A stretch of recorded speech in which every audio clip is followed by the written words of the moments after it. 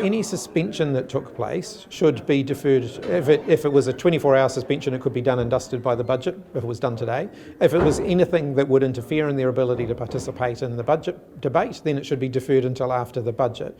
I think suspending your opponents and stopping them participating in one of the only two opportunities you get every year to vote no confidence in the government is the sort of thing you see in tin pot dictatorships. I think there does need to be some sanction. The question is whether the sanction is proportionate to the level of offending. We've had people fist fighting in the parliamentary lobbies. They were not suspended from the House. We've had people driving a tractor up the front steps of Parliament. They were not suspended from the House. We've had people drive a Land Rover up the front steps of Parliament. They were not suspended from the House. We've had people doing the fingers at each other across the House. They were not suspended from the House. We've had people saying very offensive things to each other and not be suspended from the service of the House.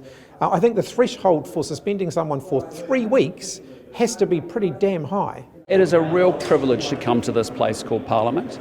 We want this place to represent all New Zealanders.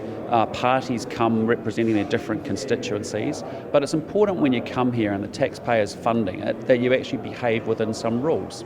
And so there has to be consequences for behaviour, misbehaviour. And we need rules because we need to have difficult conversations, hard policy conversations. Often emotional subjects need to be discussed in the House, and we need rules to be able to navigate those conversations. If you don't, you end up with consequences, which is that we end up weakening our democracy as a consequence. So that's why I'm saying very clearly, look, we back the privilege to me. We always have, we always will. This is not about haka or waiata. We have haka and waiata in the House quite often, and quite appropriately so, and I think that's fantastic. What this is about is the behaviour of MPs not engaging with the Privileges Committee, not showing up to discussions, and those are serious issues. If you're not prepared to respect the rules, there are consequences.